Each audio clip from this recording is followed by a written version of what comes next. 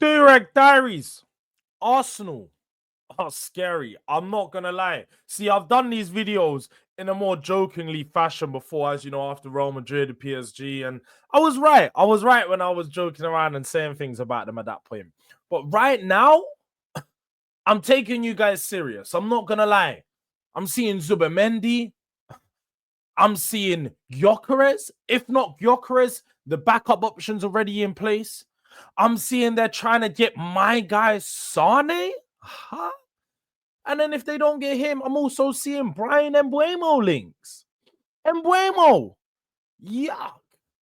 These men are moving disgusting, you know. They're out here making moves. And I can't hate. I can't hate. I'm going to respect what they're doing right now because my team ain't done nothing. And that's why you're seeing me make these videos about the rivals, because these men out here putting in bids, signing players, getting here we goes in May. I don't think we're going to get a here we go in June, cuz. But let's go through it. Let's actually talk about some of the targets that Arsenal are in for, because they are making some big moves and doing some big business so far in this window. The first player that we've seen them linked with, or the first duo, I should say, and this one's been heavily linked. Since last season, we know Arsenal have been looking for a striker. We know that they was hoping to bring in either GYOKERES or Sesko, but things were delaying last season. Now, going into January, they was rumored to try and ask for the conditions on Sesko on multiple occasions, but couldn't get anything done because he did have a release clause in his contract, just like GYOKERES. Now, as you can see here, as reported by the Daily FC, that was an extract from Sami Mokbel, Arsenal are working hard towards confirming the frameworks of both GYOKERES and Benjamin Sesko before deciding which to proceed with. Price is key, and while Sesko has near universal backing at the club, GYOKERES is more economical. Now, as you can see here, they quite frankly said it. It says it quite here clearly. Yeah. They're going in for him, and they're serious about this deal. They're going in for either of these players.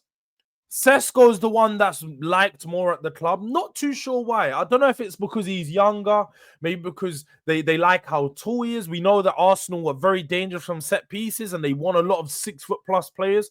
Him at 6'5" is an absolute... He towers over everyone. This guy is literally a tower in the box. So always going to give them an option for a header. But also, they says there, GYOKERES is more economical. And this is the one that I am scared of. GYOKERES cannot go Arsenal. As much as I don't think Arsenal they don't have the cojones or minerals to get the job done and win a trophy with this team currently. Getting GYOKERES in almost instantly takes away that fear. It takes away that fear. You know you've got someone ahead of you. You know you've got someone who can bag a goal at a moment's notice. He scored 50 goals last season. Like, this guy's been cooking in Sporting Lisbon. Champions League, Portuguese League, and the Cup. He's just been scoring all over the place. Unstoppable. Ranges of finishes. He's like a Haaland, essentially, but he probably has a bit more about his game. His all-round game is a bit better. Maybe not as good in front of goal. Maybe might not be the machine that Haaland is.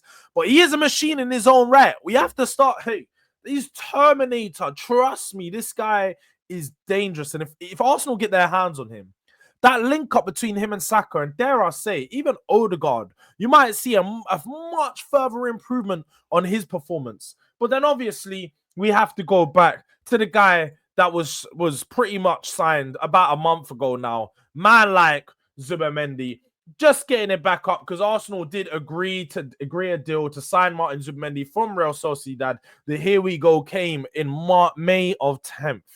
Zubimendi has now verbally agreed to sign a long-term deal, so formal steps must follow soon with Arsenal to trigger 60 million euro release clause. Zubi ready to become the first signing of the season. Now, we already know last season some of the biggest issues for Arsenal weren't necessarily in the midfield per se, because they have good midfield players, but it's the combination of when they're missing, let's say, a Partey in the midfield, whenever they shifted him out on the right, or he was injured, or just not playing in the pitch, you started to see just a drop in the level of performance in their midfield and the control that they take in games.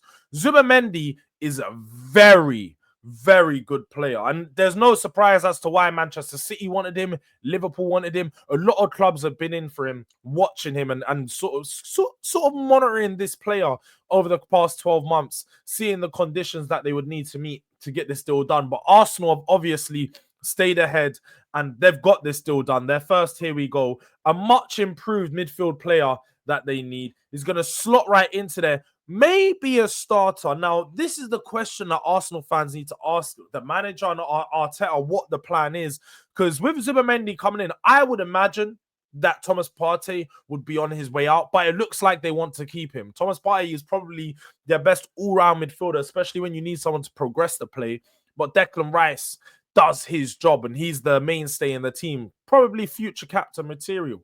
But back to Zubimendi, I think that the improvement he's going to bring to that midfield is just adding a more stability, adding a player that can give you a 7 out of 10 performance consistently, someone who's going to progress the ball with their passes when Rice or when Partey's not in the team, and when Rice can't do so, Zubimendi is going to be that guy. But then away from Zubimendi, this is where I started to get frustrated, and because I just made a video on Sane just today. People would know I made a video on Sane just today talking about how he's going to be coming Spurs and about how I'm looking forward and how he can fit into the team. Getting gassed. I'm not going to lie. I was getting gassed. But now I'm seeing Arsenal want Sane. And furthermore, it appears that Leroy Sane's chances of signing for Arsenal look very real. They look very real. CF Bayern, who we know, Christian Falk, is one of the spokespersons for Bayern Munich as a club, has said it appears that Leroy Sane's chances of signing a new contract to Bayern Munich are very slim. Arsenal have now taken concrete steps in signing the player. Sane wants to stay close to his family, and therefore a move to London appeals for him. And now I already knew that a move to London appealed to him because he was in for Spurs. He's actually very interested in this Spurs move, but now Arsenal are in for it. Can't lie. He probably will choose Arsenal. And that's just me taking my Tottenham bias hat off and trying to think, yeah, look, the Lily White just won a trophy. He wants to go somewhere to win trophies. Facts. But I can already tell the way this is going to go. Arsenal are going to offer him the wages he wants. They already pay loads of players above 200k a week. Spurs are going to try and lowball him, try to negotiate with him. And he's going to be like, look, I'm going to go accept the team that actually wants me and wants to pay me my money, 265k a week, whatever it is. And I can see him going to Arsenal. And the problem with this move is it actually works so well for their team. They need experience in that front line. They need goals. They need someone that's versatile. And he's all three of those. Leroy Sane played literally half of his game off the left, half of his game off the right. They need someone that can cover for both Martinelli and Saka. When Saka's in, someone to go on Martinelli's side. And if Saka's out, someone to go on Saka's side. He can do that. They were missing someone who can contribute double-digit goals in their team last season. He's done that for numerous of seasons at Bayern, but not just Bayern, at Manchester City. He's proven at this level. Just 29 years of age, still has a few more years at the top level. And he's explosive. Runs at his players. He's one of those players that every team could need on the wing if you haven't got a player of his type. And Arsenal don't have no one as explosive as him or direct as him on the wing. You got Martinelli, but he runs down staring at the floor. Don't know what he's doing. And then the other wingers you've got available, whether it's Gabby Jesus or Waneri's good on the wing, but he's just too young. It's a fair point there. So Leroy Sane could well and truly be the danger man that Arsenal have been missing for this long time. But there was one other player I want to talk about. And this is where I really thought they're scary. And I'm being real. Like, Arsenal moving serious right now. Because look, we just went through Zubimendi, Sesko, GYOKERES. Yeah. There's a level of players, Sane, that they're looking at, yeah. And you got to respect it. I'm now seeing that Arsenal are in for £50 million star Brentford forward Bryan Mbeumo. I can't believe it. Can't believe it. But Arsenal are one of several clubs keen on signing Bryan and Mbeumo from Brentford this summer, according to transfer links. Tivoli Hotels and Resorts. Madness. Fabrizio Romano, the 25-year-old forward, has just 1 year remaining on his contract and could be available for around £50 million. Now, we know that Man United have been in talks of him. A few other clubs have been in talks of him. Chelsea, a lot of Premier League clubs have been in talk for him. And he's a danger man. 20 goals in the Premier League this year, deployed off the right-hand side. He also created a lot. Maybe, I think he got double-digit assist numbers, always creating for Vissa. £50 million is an absolute bargain because he's only, I know he's bar-led. He's a bar-led there, but don't let that bar-led confuse you for his age. He's just 25 years of age. Bro, do you know what? Before I even carry on, I don't even want to say no more on this. Like, I hope none of these transfers happen. I genuinely hope none of these transfers happen.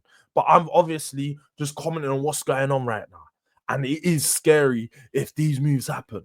I'm not going to lie. The gap is going to extend. And we can't have that. So Spurs, wake up. Let's make this Sane deal happen. Keep them away from Arsenal. And Mbeumo, whether it needs to be him or someone else, let's get someone of that quality. Let's make sure these players are not going to the red side of North London, the side that don't win and don't do nothing. Yeah, let's not make it happen. So make sure you're subbing up to the boy. As you can see, we're on the road to 5K. Make sure you're subscribed if you haven't already. Tap the like button. In fact, smash the like button. Tell a friend, tell his mum, tell his cousins, tell his uncle. Subscribe to Durag Diaries, man, and scan here to buy me a coffee if you're feeling extra nice. Until next time, tap the post notification bell. This is Durag Diaries, and we are out.